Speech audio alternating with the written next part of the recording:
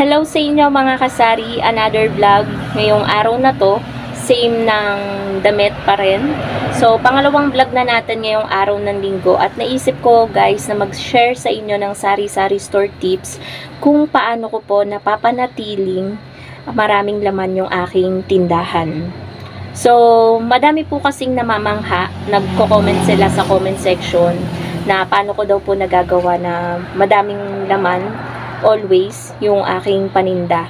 Nag-share nga po ako dati ng vlog na fast moving items yon. Sabi ko wala na masyadong paninda. May nag-comment doon na ang dami pa rin naman daw laman. So parang nagtataka pa. Yung ba yung walang laman, ganun. So ayun, share ko sa inyo guys kung ano-ano yung ginagawa ko. Tips na rin sa inyo sa mga kasari na namumroblema kung paano ba dadami yung laman ng kanilang tindahan. So, una sa lahat mga kasari, unang tips ko sa inyo, yung benta po ng aking sari-sari store ay hindi po nagtatagal sa wallet. So for example, mga kasari, may benta ako ngayong araw, hindi ako namili. May benta ako sa sumunod na araw, hindi ako namili. Pangatlong araw, yung benta ko nung una at pangalawang araw, papamili ko po na yan ng pangatlong araw. So, yayakagin ko na agad si partner dito sa mga malapit na pamilihan, malapit dito sa lugar namin. So, yung benta po ng tindahan, hindi po yan nagtatagal. Syempre, yung mga pinapamili ko po mga kasari ng mismong araw na yon, kapag mamimili na is yung mga nilista ko sa aking maliit na notebook na napansin ko na paubos na dito sa tindahan. Kaya kapag paubos na guys yung item, meron na agad akong pamalit sa display. Kaya hindi po siya nagmumukhang kaunti. Andyan pa rin po, may pang replace na tayo agad-agad. So ganun po yung nagiging diskarte ko po dito mga kasari sa katinang ulo ko dito sa tindahan. So pangalawa, paano ko napapanatiling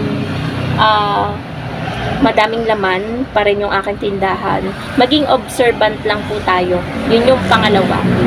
Syempre, hindi po tayo pwedeng maging pabaya sa ating sari-sari store, mga kasari. Kasi kapag naging pabaya tayo, may mga items tayo na hindi nakikita na ubos na pala, yung items na yun mabenta, laging hanapin ni customer. So, kapag may naghanap, wala ka nang maibebenta kasi hindi po kayo naging observant. Kailangan maging observant po tayo, talagang hands-on sa ating sari-sari store. Kasi guys, kung hindi tayo pala check ng ating stocks, talagang hindi natin mamamalayan yung paninda pala natin, lalo na kung mabenta, ubos na pala. So, sayang yung sales natin. Sayang yung sales natin na dapat nasa iyo na, napunta pa sa iba kasi walang nabili sa iyo si customer. So, yun guys yung pangalawa. Dapat maging observant tayo and hands-on sa ating sari-sari store. Third naman po mga kasari, ano pa ba? Paano ko nga ba napapanatili? Third is yung magkaroon po tayo ng disiplina sa ating sarili. Yung disiplina, syempre sa hindi paggalaw. Kapag sales ng tindahan, sales lang ng tindahan. Para yan sa mga paninda. Hindi tayo dyan kukuha ng mga pang-material na bagay natin, 'di ba? Pambili natin ng mga material na bagay. Hindi tayo kukupit. Hindi tayo kukuha ng pambayad sa Shopee or Lazada. Ganon guys, yung may disiplina tayo sa paggastos ng pera ng tindahan. Kasi mahalaga yun mga kasari. Bawat sentimo, bawat piso, bawat mahalaga guys sa tindahan. Kaya kahit nga yung mga papiso-piso na kulang ni customer, mahalaga po yan. Kaya dapat magiging alerto din po tayo mga kasari sa mga pakulang-kulang ni customer kasi malaking epekto din po yan sa ating tindahan. So ayun po mga kasari. Pangilan na ba yun? So, hindi ko nabibilangin. So, paano ko napapanatili na maraming laman yung aking sari-sari store? Ano pa ba? Siguro yung pang-apat mga kasari is takot na ako. Takot na ako na dumating sa point na muntik-muntikan ng magsara yung aking tindahan dahil talagang halos maubos na yung laman. Naalala nyo guys, nung na-aksidente kami ni partner, sobrang dami naming bayarin nun dahil yung sinasakyan namin na motor, hiram lang dun sa kapatid niya at unti-unti namin binabayaran galing sa sales ng tindahan. Kaya ang laking epekto po talaga nun sa tindahan. Unti-unti pong kumukonti yung laman ng sari-sari store. Kaya talagang pinangako ko talaga sa tindahan at sa sarili ko na kapag ako ay nakalakad na at kaya ko ng kumilos, babawi talaga ako sa aking sari-sari store. So, kaya ganun guys yung ginawa ko simula nung nakabalik ako sa pagtitinda.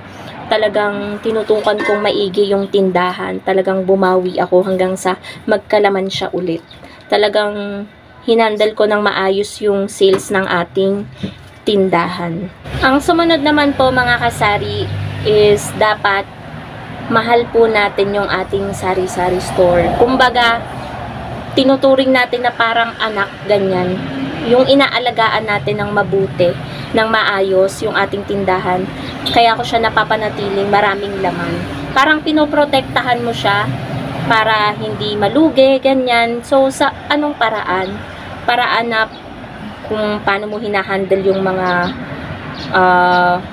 ano tawag doon sa mga instances na pwedeng pagmula ng pagkalugi ng tindahan. For example, yung pag-utang ng mga customer, hinahandle mo yan ng maayos. Kasi, syempre mga kasari, kung mahal mo yung negosyo na tinayo mo, talagang ipoprotect mo yan para hindi malugi. Syempre, dapat, bago ka magsimula ng negosyong ganito, is mahal mo dapat. Talagang passion mo, mga kasari, kumbaga. Kasi, kapag mahal mo yung negosyo na tinayo mo, 'di ba? Katulad nitong sari-sari store, talagang magiging hands-on ka sa lahat ng bagay, mga kasari. Parang 'di ba magkakakonekta lang yung mga sinasabi ko, parang magkakaano lang, 'di ba, mga kasari, hands-on ganyan. Kasi guys, kapag mahal mo yung ginagawa mo, magre-reflect yan sa kung anong ginagawa mo, kung anong negosyong meron ka. Syempre, 'di ba, hindi ka naman magtatayo ng negosyo kung hindi mo naman talaga gusto. Meron naman kasi guys na nagtatayo ng negosyo pang ano lang, pang aliw-aliw lang, pang ano lang ng oras, pampalipas ganyan, or ayaw lang nilang maboard kaya nagtatayo sila ng tindahan. So ako naman, kasi mahal ko naman yung ginagawa ko, kaya pinoprotektahan ko guys itong tindahan. And paano paraan? Syempre, yan, sa mga mangungutang, sa mga pakulang-kulang, nagiging hands-on ako dyan. Kaya guys, napapanatili kong maraming laman yung aking sari-sari store. Kahit minsan matumal, wala tayong benta, at least nandiyan yung paninda natin, hindi natin pinapautang. So, yun po yung pinaka-point ko po dito sa vlog na to. So, yun lang naman mga kasari, yung mga sari-sari store tips na masashare ko sa inyo kung paano ko napapanatiling maraming laman yung aking sari-sari store. Sana itong vlog na to ay hindi nyo anong tawag doon, i-bash na napakayabang naman ito, ganto ganyan.